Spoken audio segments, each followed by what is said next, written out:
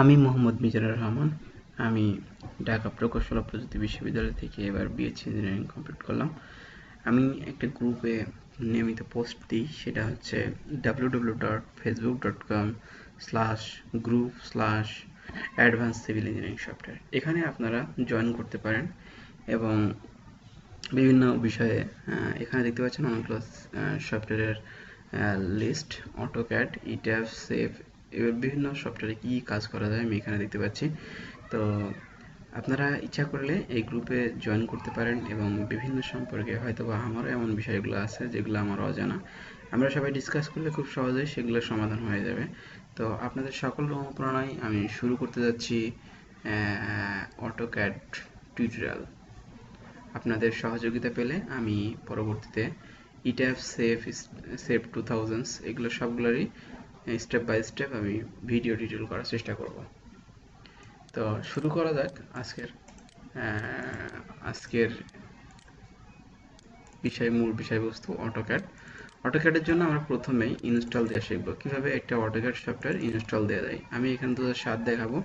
আমি প্রত্যেকটা সফটওয়্যারের প্রথমেই চেষ্টা করব যে বেসিক কিছু কথাবার্তা যেগুলা না জানলেই না, যেগুলো জানলে আমি সফটওয়্যারের কাজগুলো করতে পারবো।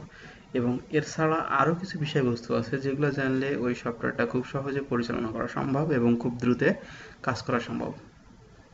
আমি প্রথমে বেসিক কিছু কথা বলবো যেগুলো না জানলেই না, যেগুলো দিয়ে অনেক কিছু ড্রয়িং করা যাবে অটোক্যাডে, যেগুলো না জানলেই না। পরবর্তীতে আমি আরও অ্যাডভান্স লেভেলের কথা বলবো যেগুলো আরও অ্যাডভান্স লেভেলের। তো প্রথমেই শুরু করা যাক আমাদের আজকের অটোক্যাড 2007।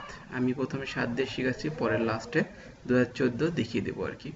তো এখানে 2007-এ আমরা এখানে একটা অ্যাপ্লিকেশনে ডাবল ক্লিক করার পরে আমরা দেখতে পাবো এখানে ইয়েস দিব এবং ইয়েস দেওয়ার পরে আমরা ইনস্টল দেব। Install yes to all. আমার এই সফটওয়্যারটা আগে ইনস্টল দিয়েছিল, আপনাদের সুবিধার্থে আমি এটা আবার ইনস্টল করে দেখানোর জন্য আনইনস্টল দিয়েছি। তো এখানে ইয়েস টু অল দিয়ে আমরা দেবো। হ্যাঁ, আপনারা সবাই আমার জন্য দোয়া করবেন, আমি আপনাদের কাছে দোয়া প্রার্থী। আমি রিসেন্টলি বিএসসি ইঞ্জিনিয়ারিং পাস করছি, আপনাদের দোয়া বা অনুপ্রেরণার জন্য আমি দূরে আসতে পারছি।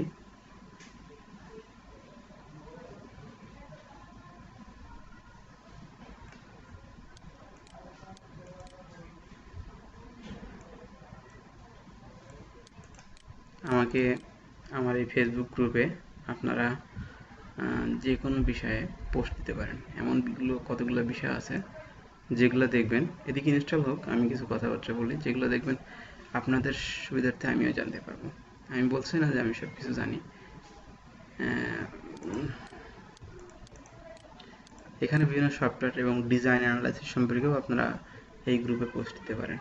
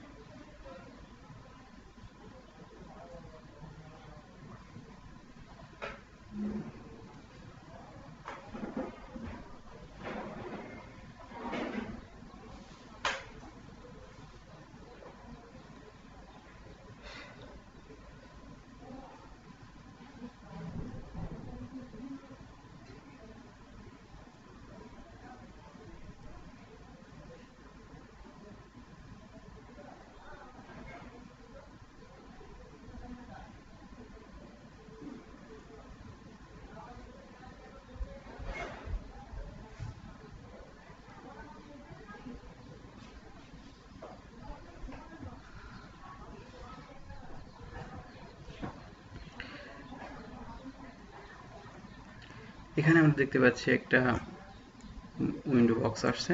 এখানে আমরা স্ট্যান্ডার্ড দেবো, ইনস্টল দিব এবং ওকে দিব।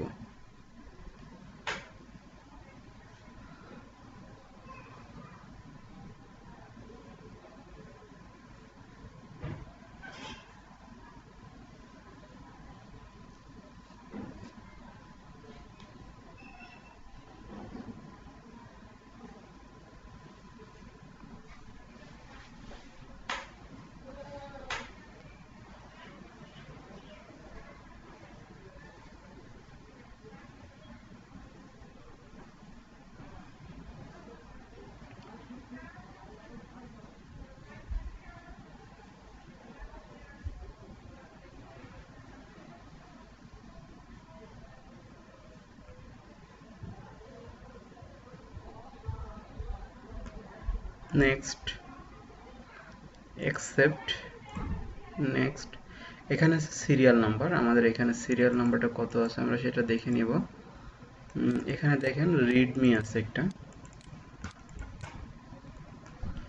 রিডমিতে আমাদের সিরিয়াল নাম্বারটা আমরা দেখে নিচ্ছি। এই যে সবগুলা এখানে 1 আর কি, আমরা এখানে সবগুলা 1 দিয়ে, আমাদের যেখানে ইনস্টল হচ্ছে এখানে সবগুলা 1 দিয়ে আমরা দেন তারপরে কি নেক্সট। এখানে কিছু নাম লিখি, হ্যাঁ,